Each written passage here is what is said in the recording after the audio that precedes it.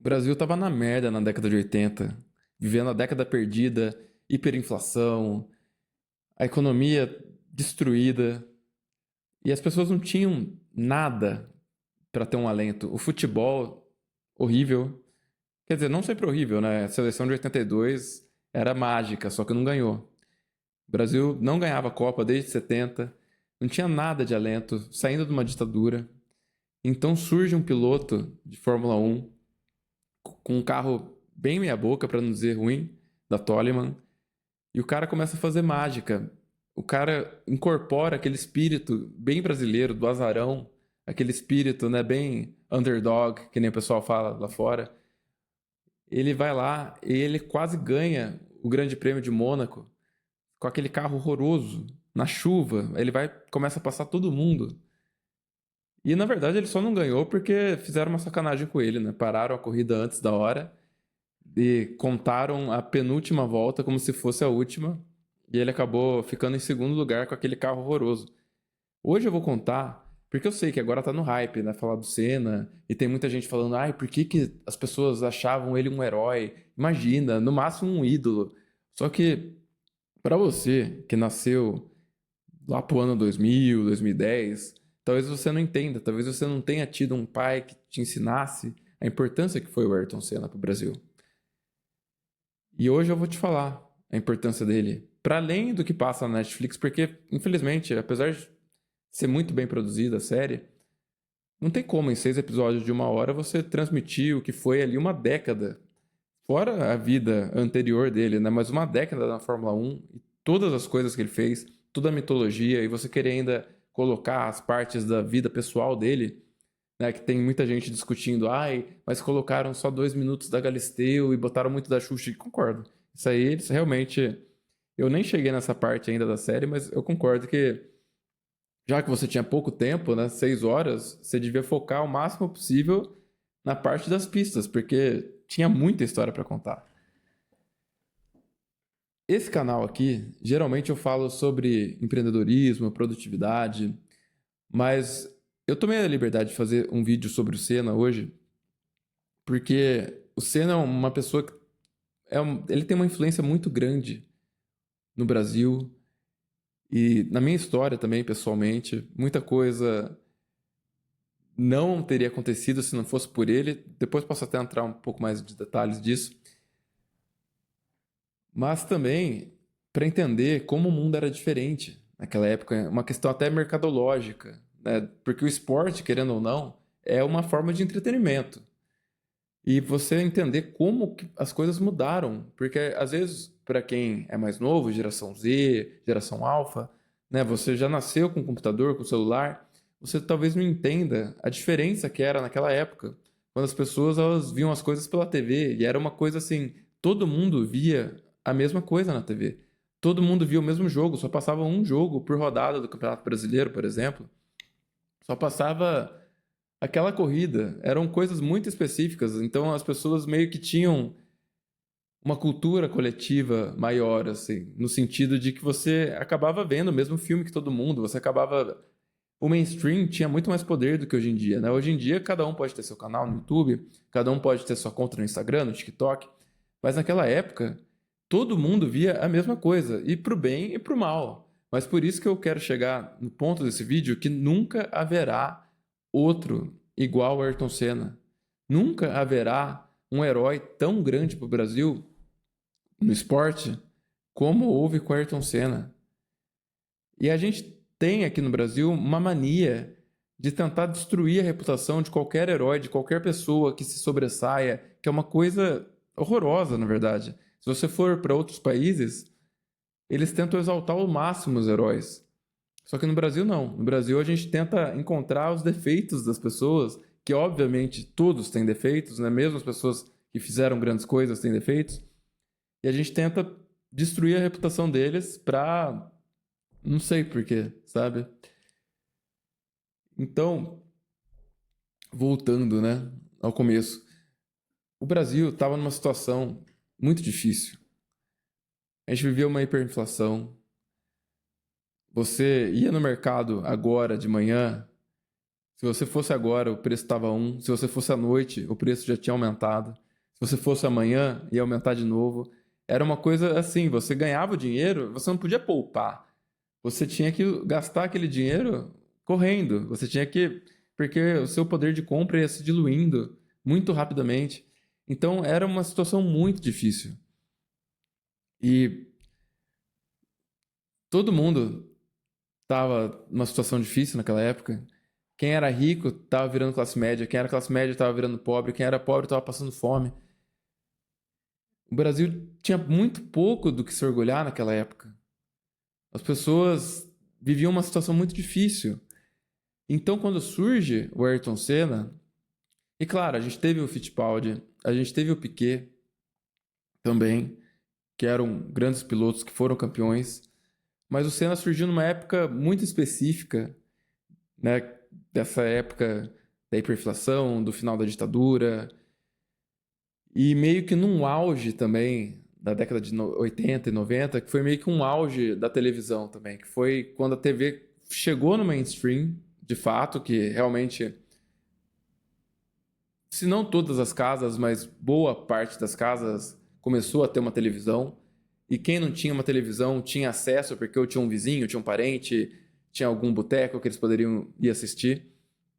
E o Senna surge e ele incorpora esse espírito do brasileiro, né, de ser um azarão, de ir contra tudo, contra todos, de não desistir, de ser meio obstinado às vezes, porque às vezes a gente não tem como, né? A gente tem que ser obstinado. Eu acho até que, na verdade, o brasileiro ele tem um espírito empreendedor muito forte.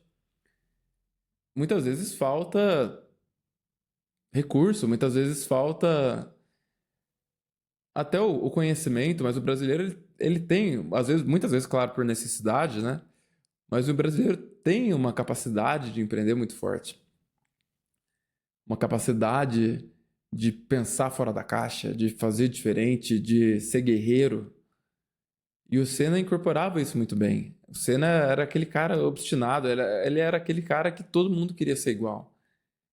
E ele estava lutando contra os leões, porque para você ser um piloto sul-americano, para você ser um piloto, né, do sul global, do meio ali da Fórmula 1, que é uma coisa bem eurocêntrica, até por motivos óbvios, né? Começou ali na Europa e pelas distâncias também é muito mais fácil você ser um piloto de kart que vai se destacando dentro da Europa do que alguém que sai aqui da América do Sul, que também, não só no Brasil, né, mas teve pilotos muito bons argentinos, como Fangio, como Carlos Reutemann. A gente tem essa tradição do automobilismo aqui na América do Sul, mas pelas distâncias, pelo custo, acaba sendo difícil de você competir. E quando você vai para lá, ele já tem uma politicagem desenhada para favorecer os europeus. Então você tem que ser um leão.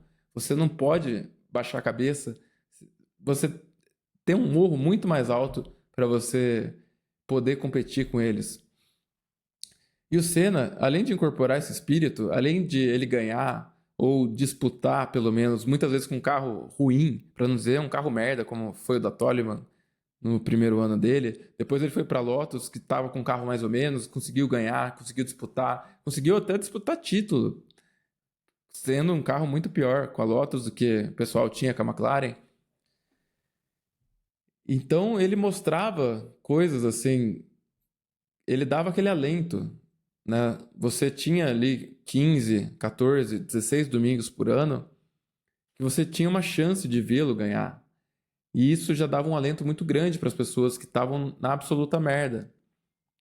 Elas sabiam que ia até aquele domingo que ela poderia ver o Senna disputar a corrida e que, às vezes, lógico, ele não ganhava todas, mas todas ele disputava. Todas, a cada curva, ele estava ali que nem um maluco, porque ele realmente era um maluco, na maior velocidade possível e tentando loucamente ganhar. E isso dava um alento para as pessoas. E quando ele ganhava, e até isso é um dos motivos que o Piquet meio que odeia ele, né? Porque parece que essa música aqui começou com o Piquet.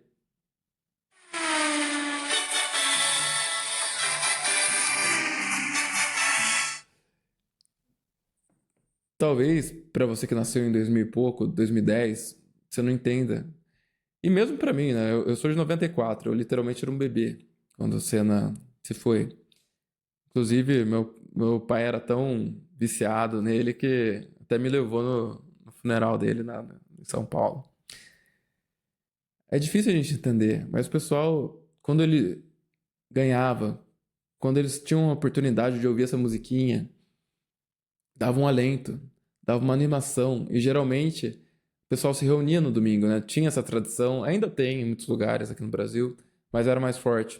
De você se reunir na casa dos pais ou na casa dos avós e de estar ali toda a família reunida para comer um frango assado, para comer uma macarronada, alguma coisa assim.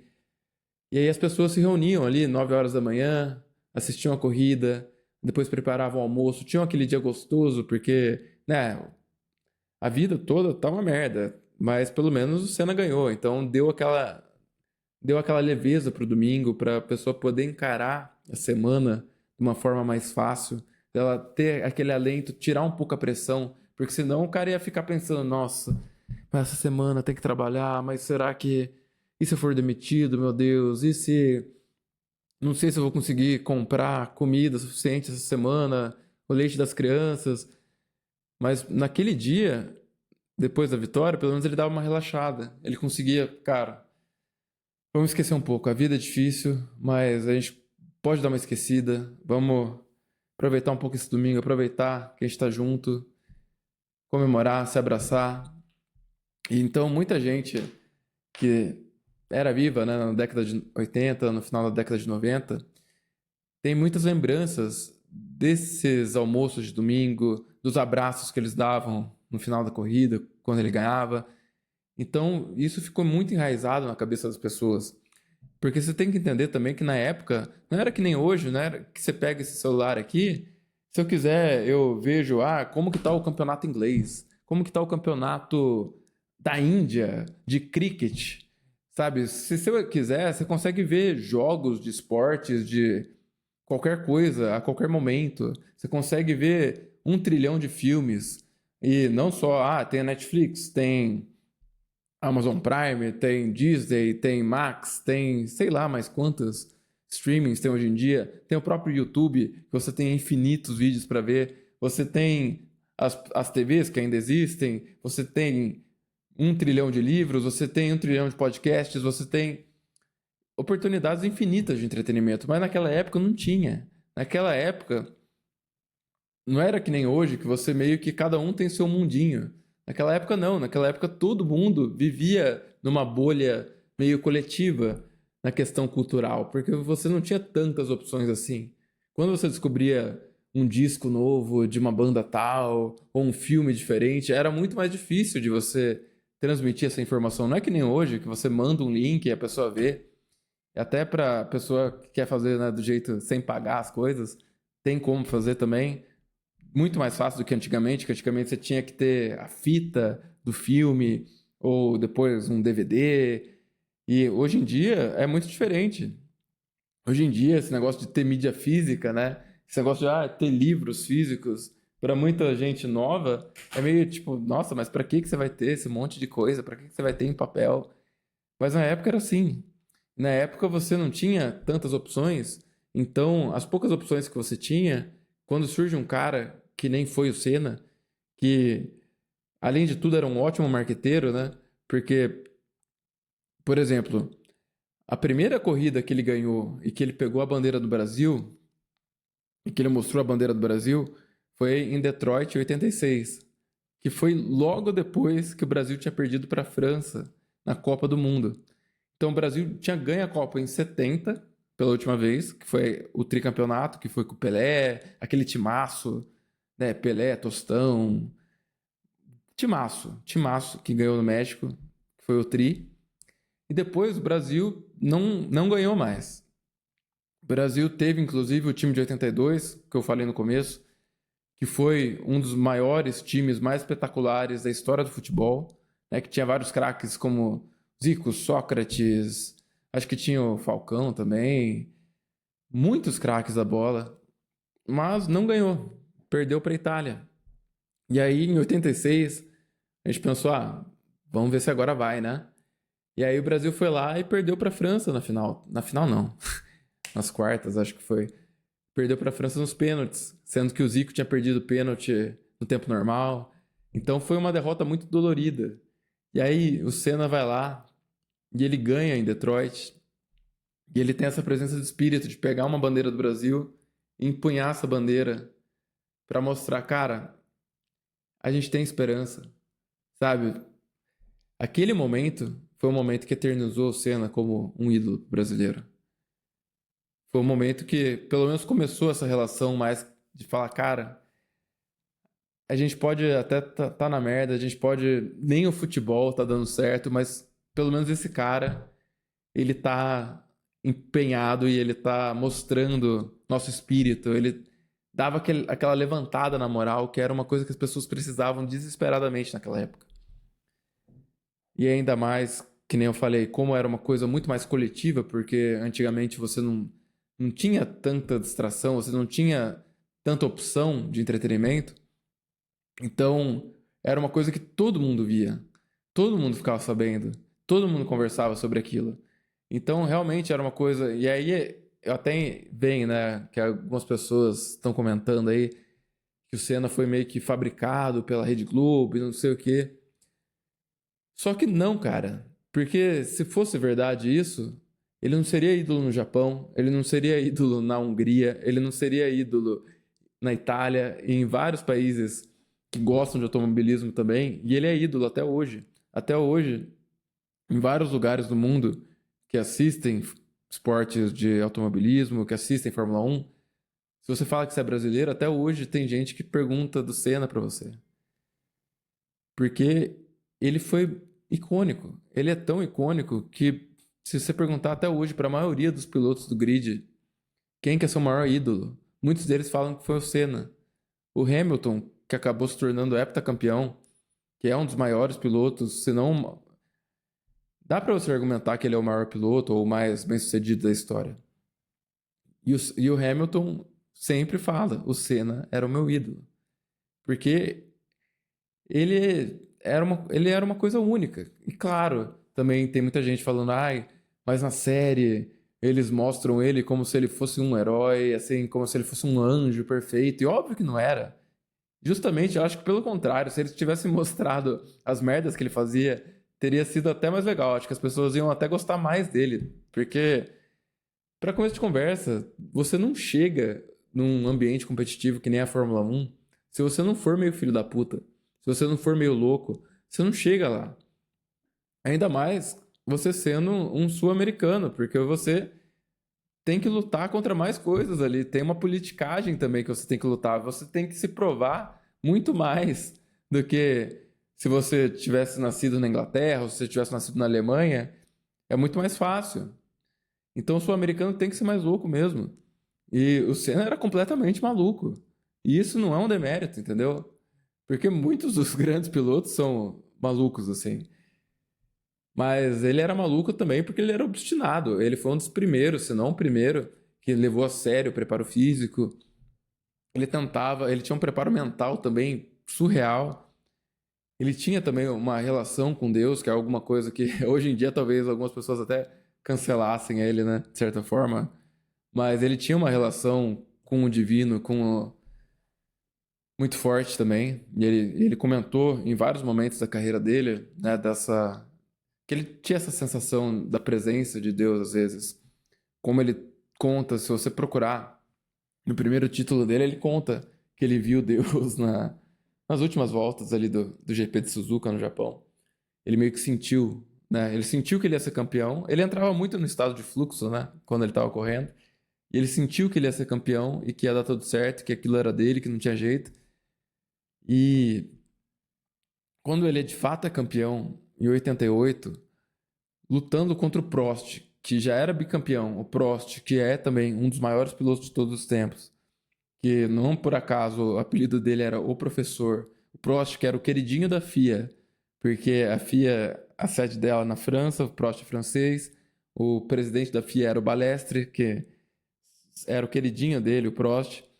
Então, todo mundo era a favor do Prost, politicamente ali.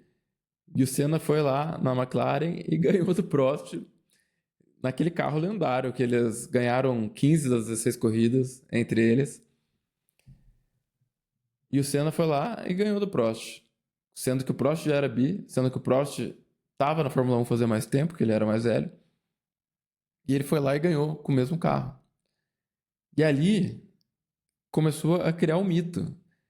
E eu não quero falar todas as histórias do Senna, porque se eu contar todas as histórias do Senna lendárias aqui, a gente vai ficar até amanhã. E não era isso.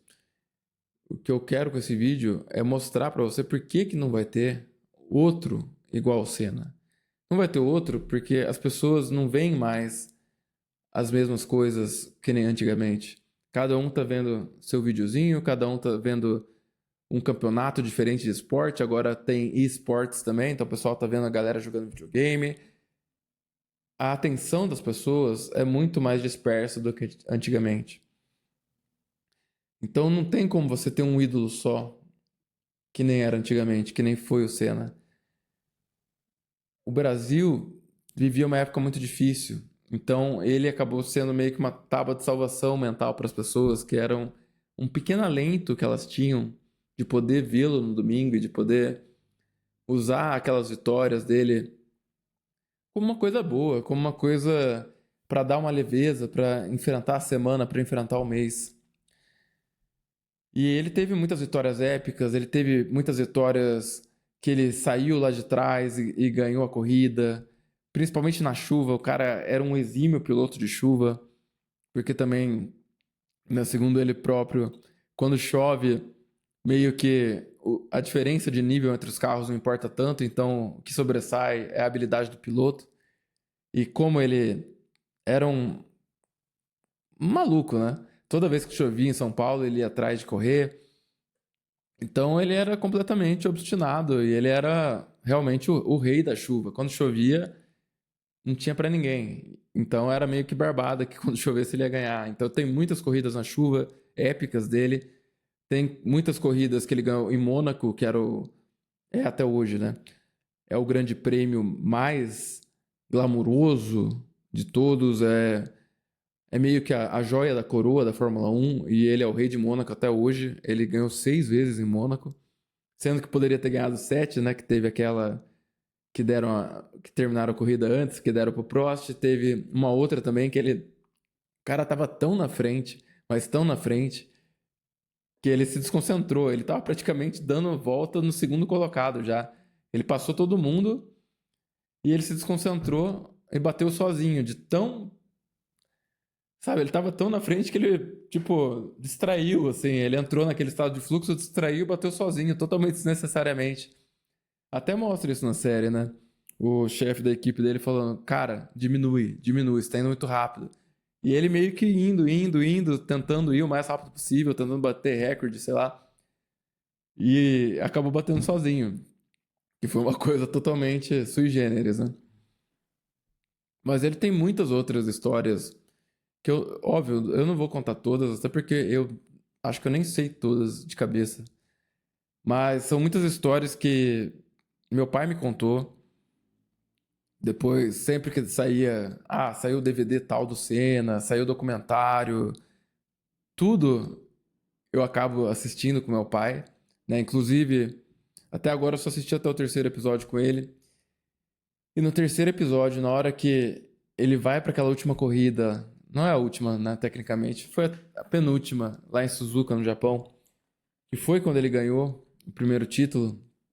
Inclusive, essa corrida também foi uma coisa de louco, porque ele era o pole, né, ele ia sair em primeiro, e o carro engasga, o carro meio que morre, e ele não consegue sair, e todo mundo vai passando ele, né? Então, em vez de ele ter uma corrida tranquila, ele tem que fazer uma corrida de recuperação. E ele vai passando todo mundo. E mesmo tendo saído ali, acho que ele chegou a ficar em 16º. Ele foi lá, passou todo mundo, ganhou a corrida. Então, o cara tinha essas coisas épicas. Não era só porque ele ganhava, sabe? Ele não era só porque ele foi tricampeão. Porque, na época, o Fangio era tetra já. Era penta, na verdade. O Prost foi tetra em 93.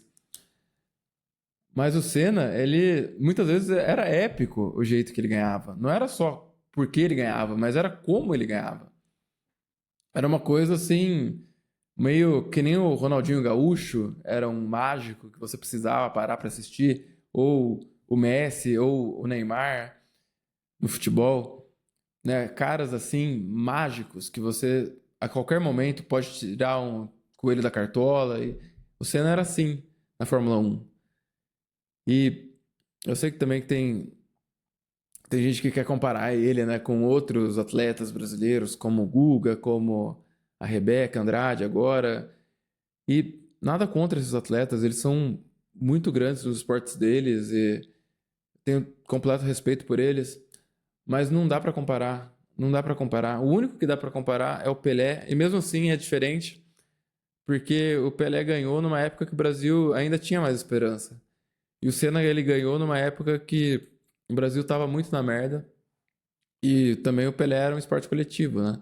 Então, óbvio, não tem como dizer que o Pelé não teve, não foi gigantesco, pelo amor de Deus, né? Ele não ganhou prêmio de atleta do século à toa, o cara é uma lenda absurda.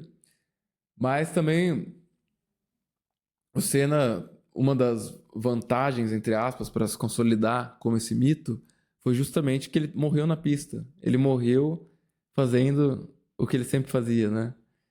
E espero que isso não aconteça com nenhum outro ídolo do esporte. Mas, querendo ou não, você acaba tendo toda essa história. Porque quando ele morreu foi como se a gente tivesse perdido um membro da família. Né? Para muitas famílias brasileiras, ele era praticamente como se fosse ali um primo, um irmão querido, assim. Claro que uma coisa assim, né, na cabeça das pessoas e tal.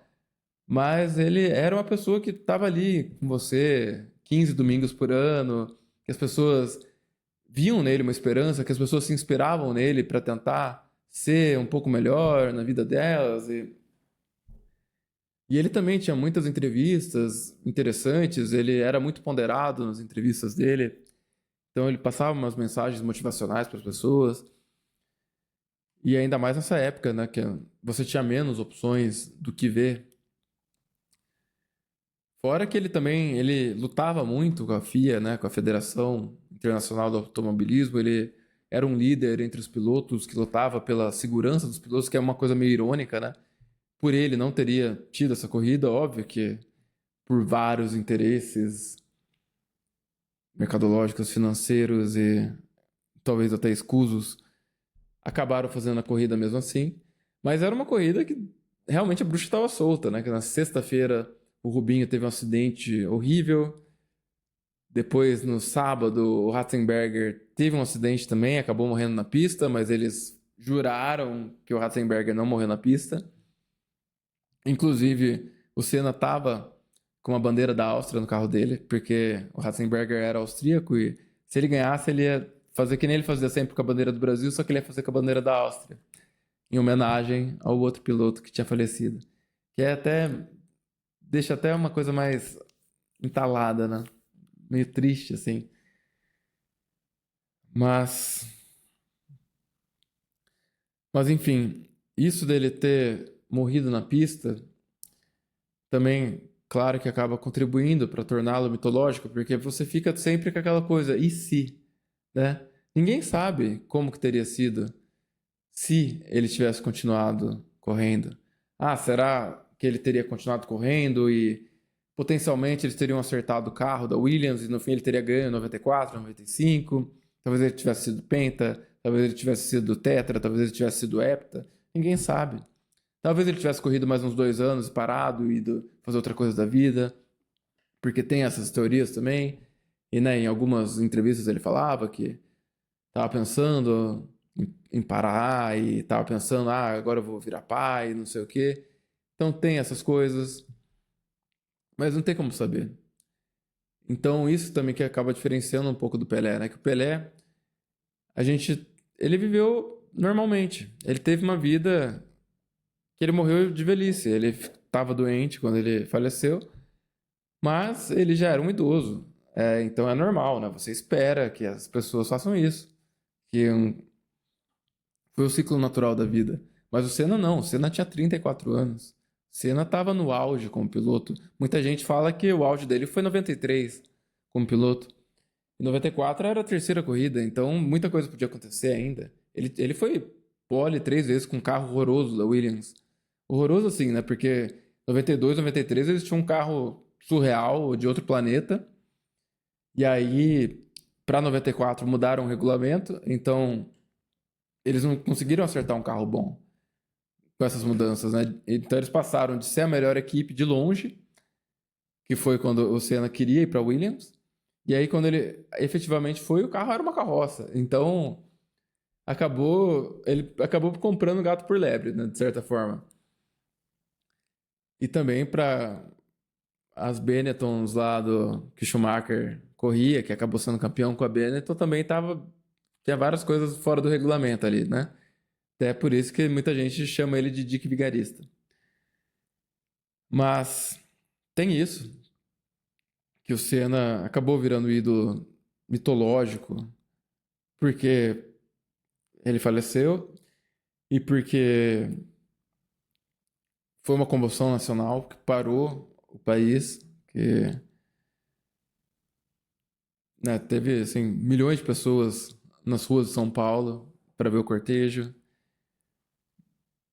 Milhares, centenas de milhares, milhões, não sei, de pessoas que foram para lá para ver isso.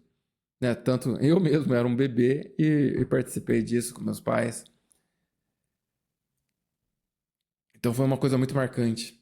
E 94 foi um ano muito marcante para o Brasil, porque além disso, né, além da questão do Senna, 94 foi o ano que o Brasil foi tetra, que foi um grande alívio, né, ainda mais porque o pessoal ainda estava vivendo esse luto do Senna.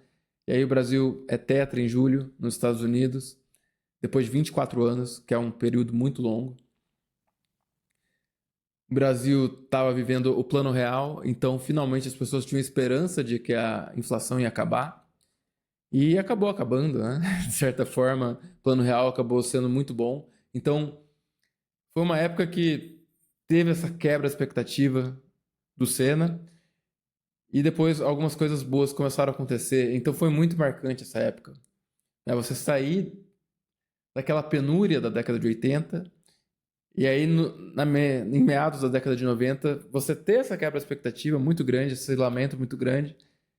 E algumas coisas boas começaram a acontecer logo depois. Então foi uma época muito marcante. Então é uma coisa que ficou muito marcado para as pessoas mais velhas, para as pessoas das gerações boomer, da geração X principalmente, né, que eram as pessoas que eram jovens quando o Senna estava no auge.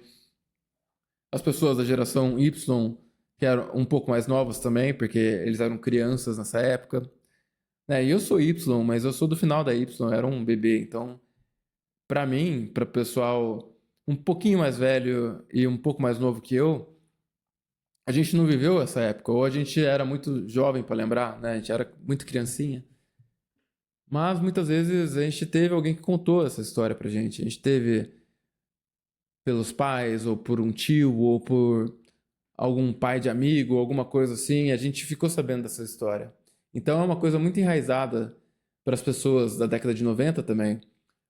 Quão importante foi o Senna para o Brasil e quão importante foi essa época. Né? Não é à toa. Eu nem sabia que ia ter essa série. Aqui, ó, McLaren. Esse cara, eu nem sei qual que é o piloto atual. Mas você vê que até hoje eles usam o capacetinho amarelo, né? Até hoje eles fazem muitas homenagens pro Senna. Então, essa época também acabou vindo um otimismo depois. Meio paradoxalmente, né? Depois que a gente perdeu o cara que dava o alento de domingo para milhões e milhões de brasileiros, a gente começou a ter um otimismo. E depois a gente acabou tendo uma época muito boa pro Brasil ali, entre meados de década de 90 e. Vamos dizer, meados um pouco antes da década de 2010, até lá para 2012, 13, 14. O Brasil tava numa época otimista, numa época. Agora sim, agora não vai ser voo de galinha, agora o Brasil vai crescer de vez. Infelizmente aconteceu muita coisa, a gente sabe, e não é o mérito desse vídeo. podemos até discutir em outros vídeos. E, infelizmente, acabou que muitas dessas promessas não foram cumpridas. E agora a gente está vivendo um período muito pessimista de novo, né? Muita gente falando em sair do Brasil e que você precisa sair do Brasil e que o Brasil é uma merda, não sei o quê. E não vou entrar nesse mérito nesse vídeo. O que eu queria nesse vídeo era mostrar, principalmente pro pessoal mais novo, né? Pros Enzos, pro pessoal que nasceu em 2000 e pouco, 2010. Por que as pessoas falam tanto desse cara, né? Esse cara que óbvio que não era um anjinho, óbvio que, pô, o cara comia todo mundo, o cara fazia várias coisas, assim, às vezes algumas até meio eticamente duvidosas na pista, mas como fazem outros pilotos também, sabe? Todo grande piloto é meio maluco, todo grande piloto é meio filho da puta. E o Senna era também. E não acho que isso seja um demérito dele, sabe? Também tem muito isso hoje em dia, né? Da gente querer sinalizar virtude, sendo que, cara, a gente é humano. Ninguém é perfeito. Tá tudo bem, sabe? Acho que justamente você vê as virtudes das pessoas a despeito de que elas não são perfeitas, só reforça essa humanidade delas e só mostra. Eu acho que você acaba amplificando até um pouco as virtudes da pessoa. Tipo, cara, apesar dele ser um filho da puta às vezes, ele é muito bom no que faz. E sabe, a gente tem que parar um pouco com esse maniqueísmo também, com essa coisa de tudo. Não existe no mundo, na verdade, não existe isso. Ah, lado bom e lado ruim, preto e branco. O mundo é 50 tons de cinza, cara. Não existe isso, sabe? Ninguém é plenamente mal e ninguém é plenamente bom. Até as piores pessoas do mundo têm alguma coisa de bom e até as melhores pessoas têm alguma coisa de ruim. É o yin e yang, sabe, o bem e mal é meio que um espectro.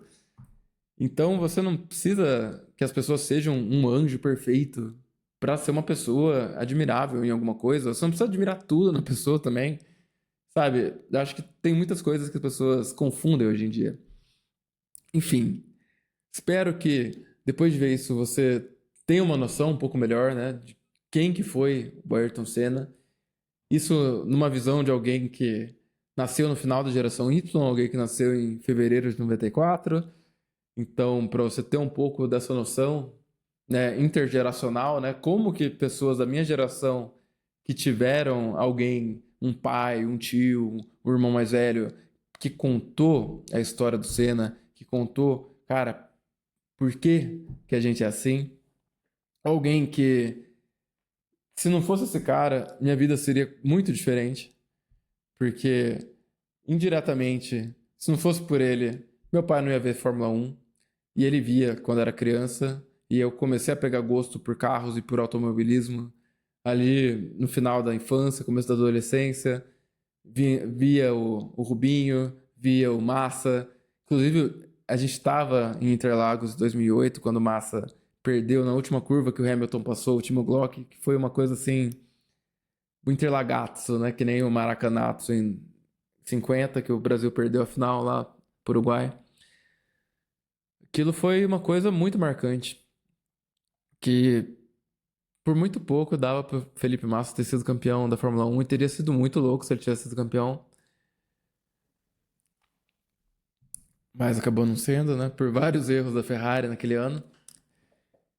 E isso que é foda, que foi muito anticlimático, né? Porque o Massa, ele fez tudo perfeito naquela corrida. Ele foi pole, ele ganhou, ele teve a melhor volta.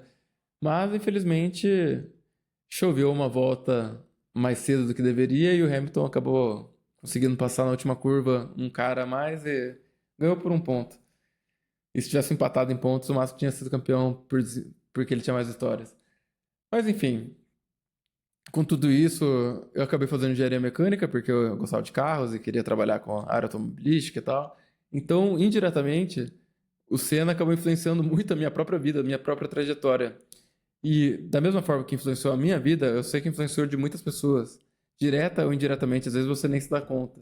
Mas muita coisa mudou por causa desse cara. Então, espero que você tenha gostado. Se você gosta de empreendedorismo, de uma visão um pouco diferente, né, de coisas, de negócios, né, que nem você viu nesse vídeo, né, que eu falei um pouco da parte mercadológica do negócio, um pouco da parte de marketing, de entender como que era o mundo naquela época, porque o mundo era muito diferente do que ele é hoje. Um mundo onde hoje cada hora, né, cada um tem a sua telinha, cada um tem um negócio, um feed personalizado, mas não, naquela época não. Naquela época era um feed coletivo, era uma mentalidade coletiva muito maior. Então, claro que tem seus lados bons e lados ruins, mas para a gente entender como o mundo era muito diferente naquela época. Então, não vai existir um outro ídolo esportivo heróico como foi o Ayrton Senna para o Brasil. Nunca mais. Independente do esporte. Não tem como. Por tudo isso que eu falei. Pelas diferenças de como era o mundo, por como ele estava vários finais de semana na casa das pessoas e pelo jeito que ele se foi também. Porque ele se partiu no auge, no momento e num momento de transição histórico para o Brasil também. Então, nunca vai ter outro. E se você gostou, se inscreve aí, comenta o que você acha, comenta qual que é a sua relação com o Ayrton Senna. E se tiver alguém que você conhece, que possa gostar disso, se, sei lá, manda pro seu pai, ou pro seu tio, ou para algum amigo que é meio Enzo, que não tá. Ai, esse Senna aí não era nada demais. Ai, não entendo porque vocês gostam dele. Ai, esses caras aí não são nem atletas. O atleta do negócio é o carro, cara. Desculpa, mas você não sabe porra nenhuma de automobilismo. Me desculpa. Mas enfim, tamo junto e é nóis. Valeu por assistir aí.